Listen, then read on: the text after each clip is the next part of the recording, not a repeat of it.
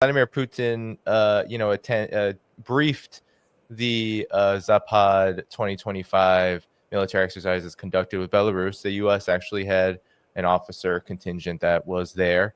And I just want to play a bit of what Vladimir Putin described these exercises, their significance, what they brought to bear. Today, we are conducting the final part of the strategic exercise, Zapad 2025. The purpose of the exercise is to practice all necessary elements for the unconditional protection of sovereignty, territorial integrity, and defense of the Union state against any aggression.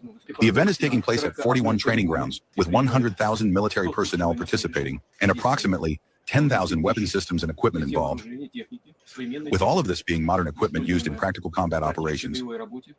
And the exercise plans are built based on the experience gained during the special military operation. There has been a lot of panic in the Western media too, and even by Mark Rutte himself, about Russia's missile capabilities, the Zircon, which is one of the newer models.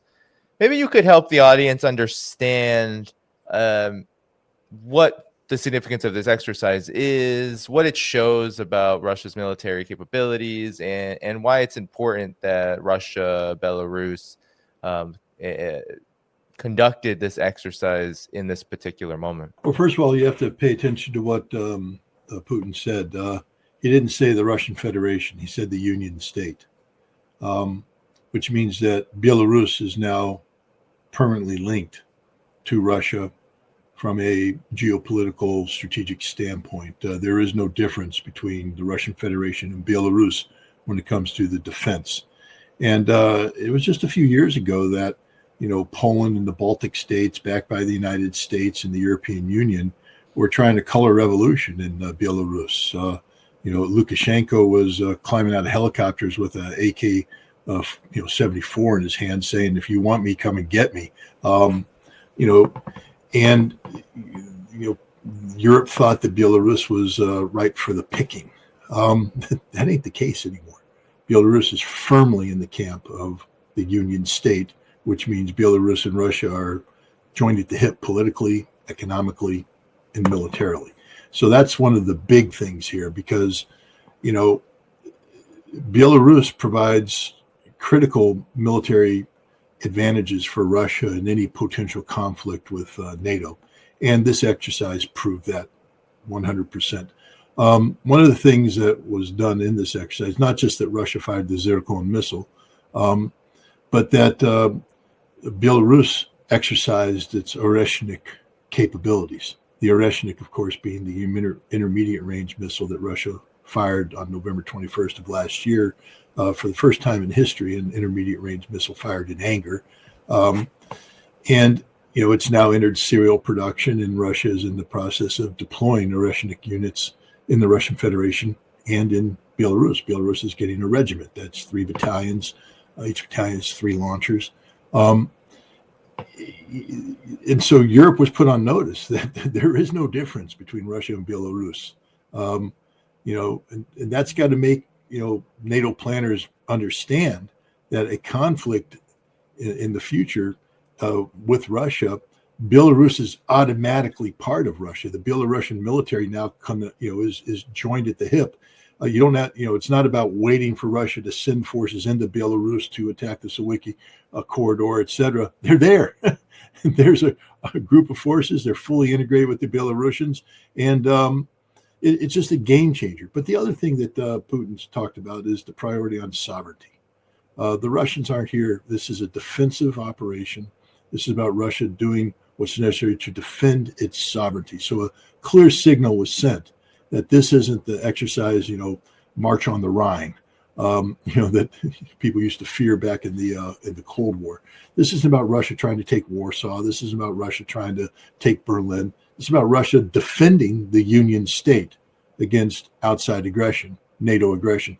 It's the clearest signal possible that Russia, cannot be beaten, but is not looking for a fight. I spent 23 years scripting military exercises for JSOC and SOCOM. So these were on a much smaller scale, but the same principles apply. What the purpose of these kinds of exercises is to basically ensure that the communications between different units, and in this case, not just different units, but different countries, is effective, that they can talk to one another, that they can relay orders back and forth, that they can actually take action together. So it involves it's sort of a test run to make sure that in the event that something real world happens, they could actually carry out the missions that they do. I did a brief stint while at CIA in covert action, which was information operation. Now this is back in the Stone Age. Okay, we didn't have social media. We had to actually do, if you're going to put out a video, you had to go to a camcorder or some official camera with Kodak film to go film it. The written word, it was in newspapers, magazines, but we were able to insert stories and create narratives. And the narratives had a very specific purpose to shape public opinion. Well, now we're seeing that in steroids. So just the other day, we saw Keith Kellogg insisting that, Russia's losing, Ukraine's winning. I mean, it'd be funny if it wasn't involving the deaths of actually tens of thousands of Ukrainians on a monthly basis. But here he is, lying about this. And I don't know if he actually knows the truth or if he actually believes what he's saying. But regardless of whether he believes it or he's deliberately lying, what we know is what he's spreading is just not true. But this desire to shape public opinion and to create a narrative, it spills over beyond the war between, the special military operation with Ukraine. We've seen it with Hamas, where Hamas is labeled this massive terrorist group. Except when I went back and actually pulled the numbers to look at, can you give me the number of attacks, the dates, the victims, how many did they kill? Well, what you discover is, and this is from the Israeli Foreign Ministry's database, is that over a 25-year period, Hamas was involved with Palestinians. It wasn't just Hamas, Palestinians, which includes Popular Front for the Liberation of Palestine, Palestine Islamic Jihad, and others. There's like 16 different groups. Over that 25-year period, 1,527 Israelis were killed. Now, I'm not trying to minimize the loss of 1,527, but that's over a 25-year period. That's not exactly what you would call, killing 3,000 people on 9/11. It's not even in the same ballpark. And yet, the media persists with spreading this lie that Hamas is this, irredeemable terrorist organization. Same with Iran. That we're told Iran, number one sponsor of terrorism, except if you go look at the data, the State Department's annual report on terrorism, now called Country Reports on Terrorism, you don't find any groups that are in the top 10 most active terrorist groups that are actually sponsored by, paid for, trained by Iran. They're all actually have connections to Saudi Arabia, Qatar, the Emiratis, the Gulf Arabs. Again, we're now living in this world where the fantasy becomes reality, and then reality is shoved to the side so that we no longer have a firm grasp on what's actually happening. This was the Trends Journal magazine back in the the spring of 2014. So how happy that guy is? It's about the United States overthrow of the democratically elected government of Viktor Yanukovych that nobody talks about anymore anywhere. And the article was written by Dr. Paul Craig Roberts, former Assistant Treasury Secretary under Ronald Reagan. Just quickly, Washington concluded that Russia needed to be confronted with or distracted by problems that would leave the Russian government less confident or be able to counter Washington's aggression elsewhere. I'm talking about this because of what Scott is saying about Russia defending itself and what the Ukrainians have been doing.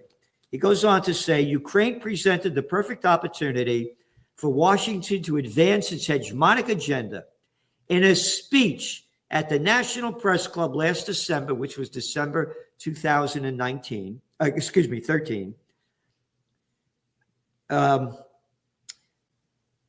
Assistant Secretary of State Victoria Nuland boasted that Washington had invested $5 billion in non-governmental organizations in Ukraine for the purpose to, quote, teach democracy. So the people have no clue of how the United States overthrew the government. And this is the Victoria Nuland, by the way, that when the Ukraine war began, this is March 30th, 2022, from Current Times. Russia taking credible losses in Ukraine, senior U.S. says. I think that unfortunately the Russians have not yet fully learned how tough the Ukrainian military is. U.S. Undersecretary of State Victoria Nuland said in an interview with Current Times on March 29th. All right? Oh. Undersecretary, yeah. How about under a piece of crap? This murderous clown lady.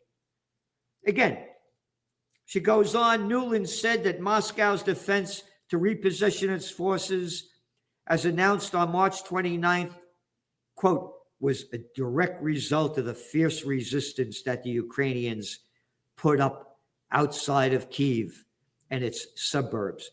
This is the crap that the mainstream media keeps shoving down at people's mouth that they keep swallowing. You ready? Former Russian commander in Ukraine says Putin could be overthrown by the Wagner mercenary army. Business Insider, May 29th, 2023. U.S. says Ukraine has sufficient supplies for counteroffensive. This was June 2023. Quote, this is a war, so we know there will be damage on both sides.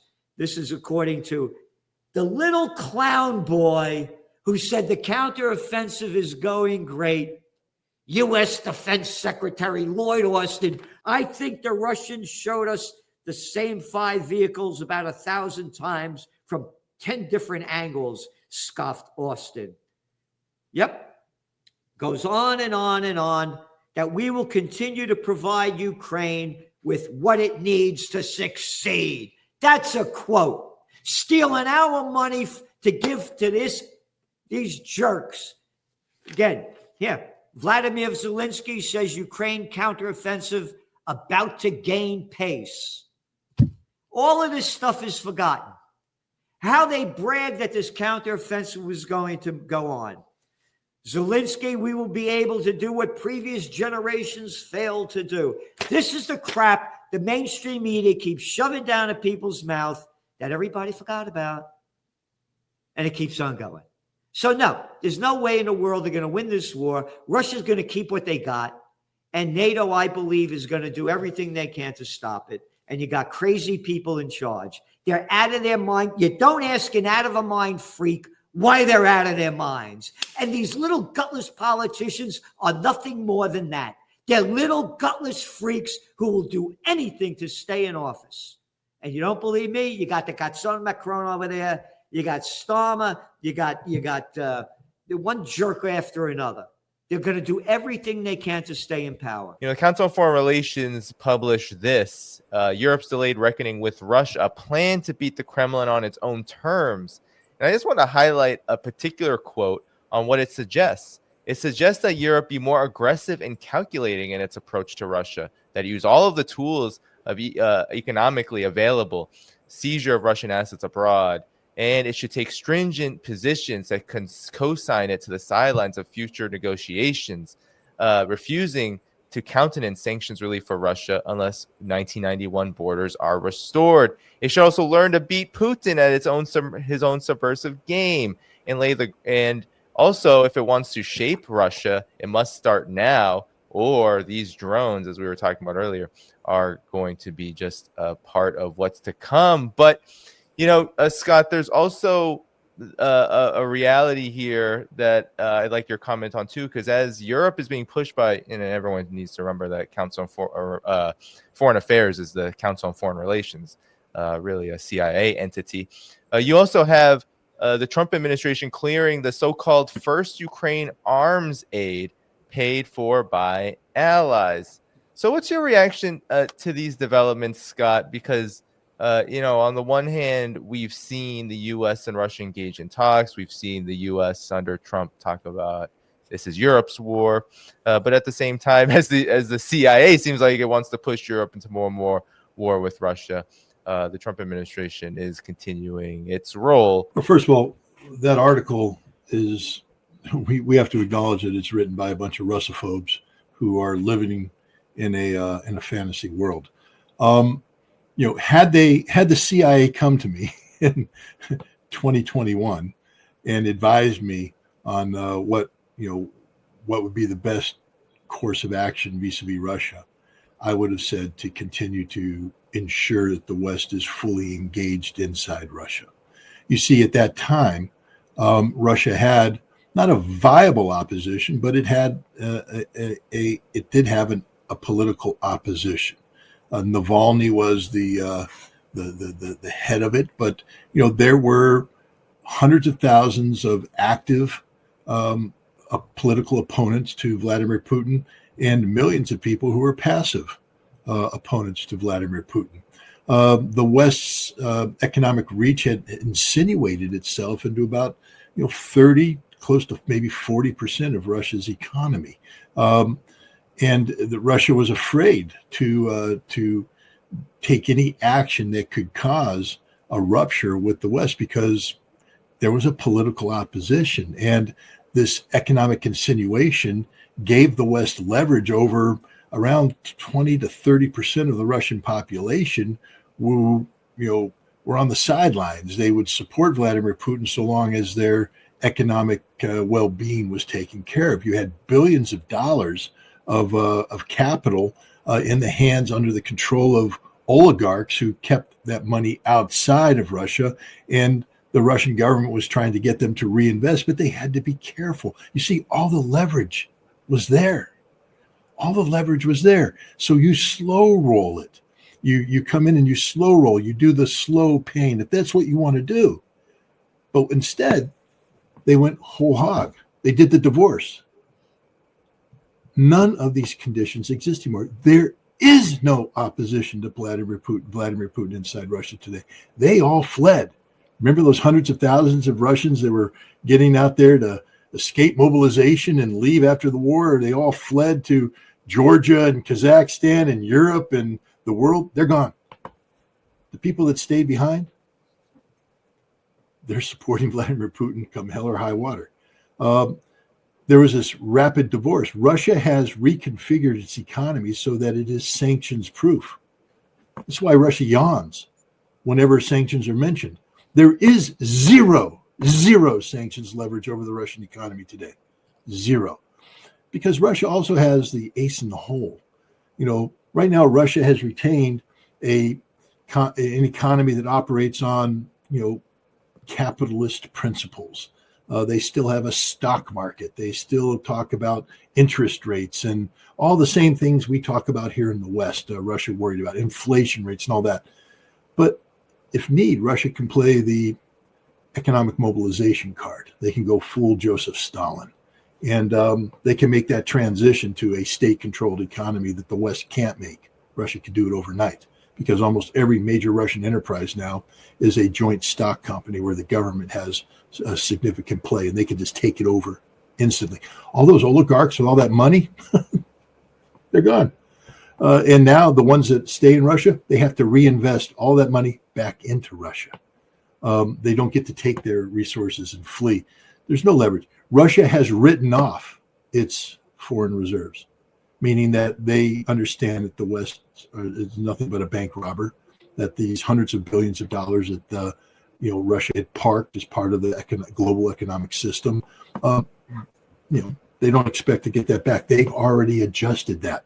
So all these people talk about, we're going to take Russia's currency reserves that we froze. It has zero impact on Russia. It'll collapse your economy because the world will recognize that there is no such thing as a safe haven for sovereign wealth. Because if you can take it from the Russians, you can take it from anybody. And so that's the end of currency reserve status, etc. Nothing those people wrote in that article can happen. Russia's already made the adjustments. This is just a fantasy world of these people. And because now they've realized that the decisions they made in 2021 and 2022 to declare economic war on Russia, to engage in this proxy conflict with NATO, they've lost. And so now they're desperately trying to go back to the only thing they know, which was the world that existed before they made all these bad decisions. But they'll never go back to that world. That world doesn't exist anymore. Russia has redefined its existence, and it doesn't need any of the things that those people think they have as leverage over Russia. So, that's just the reality. These people live in an absolute fantasy world, and there's no relation whatsoever with reality. First of all, when it comes to Russia, I mean, Scott Ritter knows about Russia inside out that 99.99% of the people have no idea about. So he just puts the facts out there.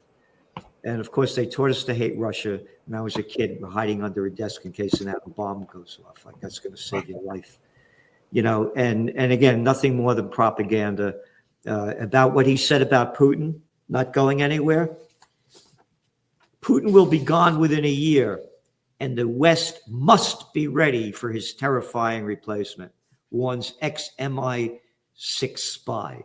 All right? This is July 28th, 2023. The lies that they keep selling. Christopher Steele, who ran MI's M16's Russia, blah, blah, blah, blah, blah. All right? They said he was going to be gone. So it's just propaganda. Ukraine war. Kyiv could gain upper hand in 2023, says U.S.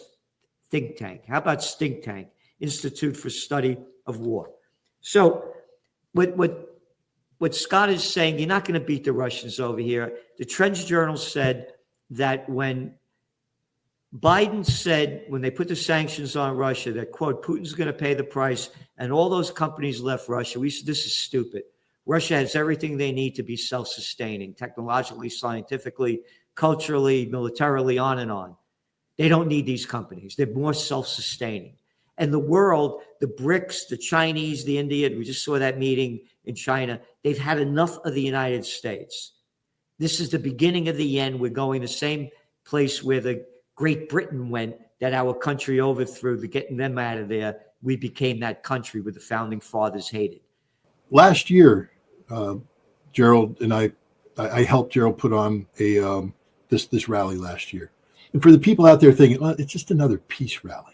Yeah. Last year, we announced Operation Dawn, a drive to stop a nuclear war.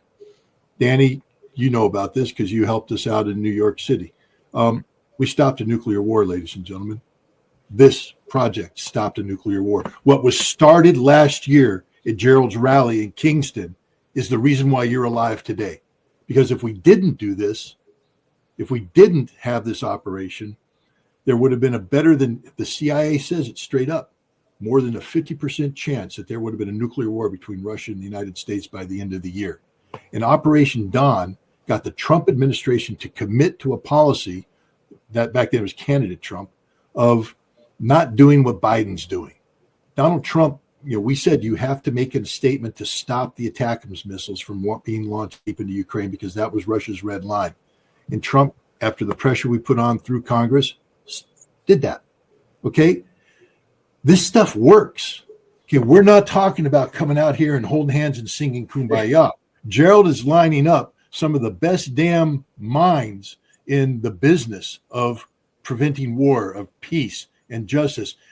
And what we're talking about here isn't just coming out and spewing nonsense. These are problem solvers that are out there, people who will solve the problems that the world faces today.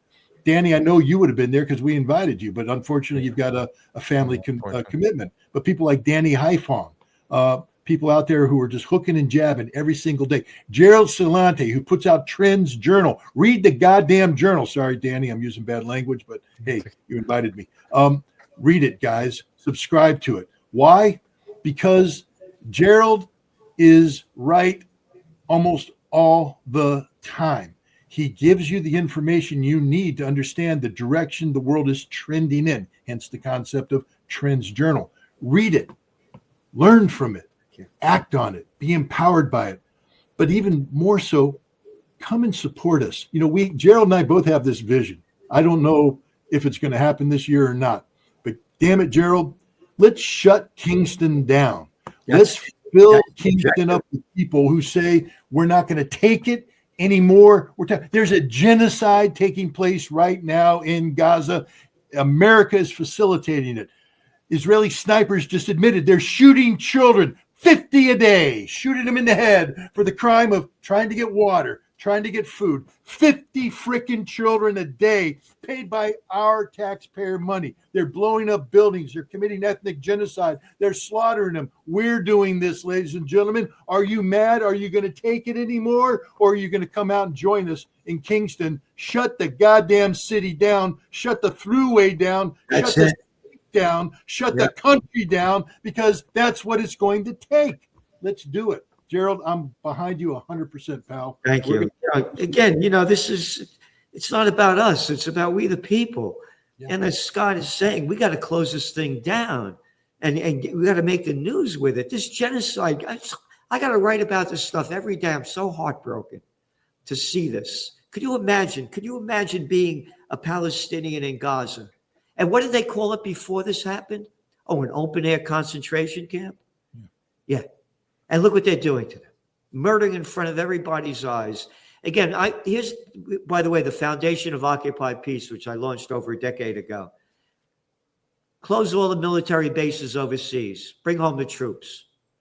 Secure the homeland. And put the troops to work rebuilding our third world infrastructure. Give them skills. What are they killing? What do they say? There's about 20 suicides a day from former people in the military. Yeah, bring your spirit up. And the other thing is, you want to go to war? Let the people vote. Scott was talking about being in Switzerland. Oh, direct democracy. Oh, what? Switzerland hasn't been in a war since what, 1856 or something? Yeah. Let the people vote. I got these little clown boys, little Mike Johnson, little guy, little jerk. Little Lindsey Graham couldn't find his way of a paper bag if they made one big enough. They're telling us what to do. So that's what Occupy Peace is. And we need to unite for this, because if we don't unite, it's going to be hell on earth. We got crazy maniacs in a country near you, and they could care less about us. They only care about themselves.